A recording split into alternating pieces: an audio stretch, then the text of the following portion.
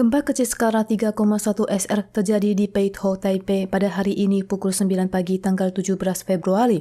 Saat gempa dangkal dengan kedalaman 4,8 km ini terjadi, kamera pengawas sempat berguncang.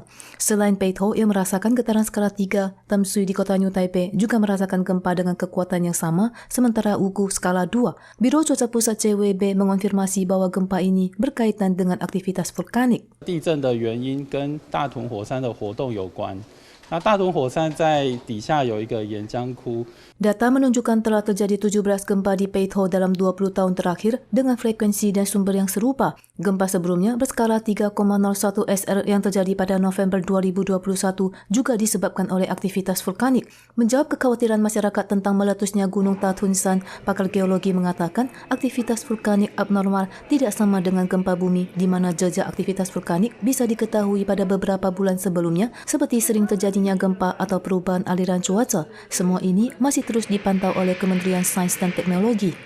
Selain gempa di Peitho, 2 gempa beruntun juga terjadi di Hualien pukul 9 pagi dengan pusat gempa di kota Prasa Shulin. Di antaranya, gempa yang terjadi pada pukul 9:22 dengan kekuatan 4,6 SR menimbulkan guncangan terkuat yakni skala 4 di Kabupaten Hualien.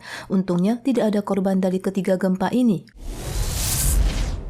Harga telur ayam di Taiwan melambung. Rak-rak di toko ini penuh dengan telur, tetapi telur telah langka di beberapa daerah.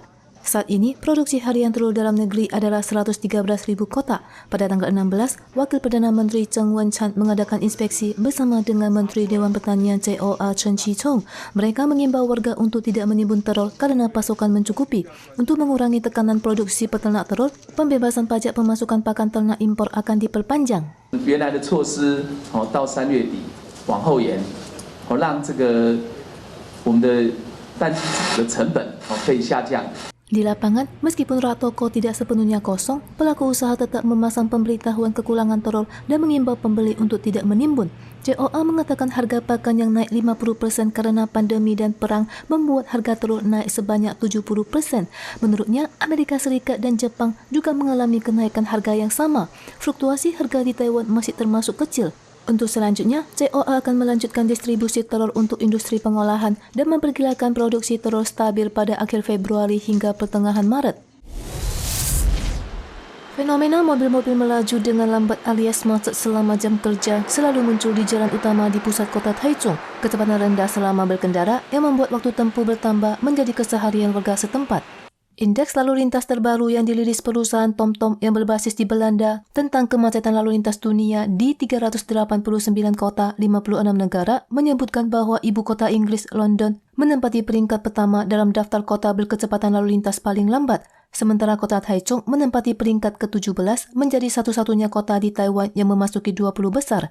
Di Taichung, perjalanan setiap 10 km membutuhkan waktu sekitar 24 menit 40 detik dengan kecepatan rata-rata hanya 22 km per jam.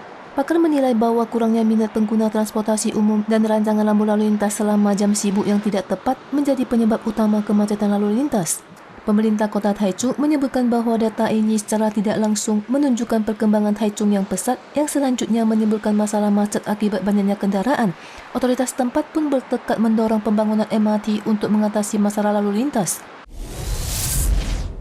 Balon cuaca Tiongkok baru saja menyebabkan ketegangan antara Amerika Serikat dan Tiongkok. Pada tanggal 16, benda langit tak dikenal juga terpantau di angkasa dan sisa balon bertuliskan aksara Hanji sederhana ditemukan di lokasi latihan menembak Komando Daerah Tongyin Angkatan Darat di Machu. Pada tanggal 17, Menteri Pertahanan Chiu Kuo-cheng menyebutkan bahwa benda tersebut terlihat seperti balon cuaca tetapi akan membuat penelitian lebih lanjut.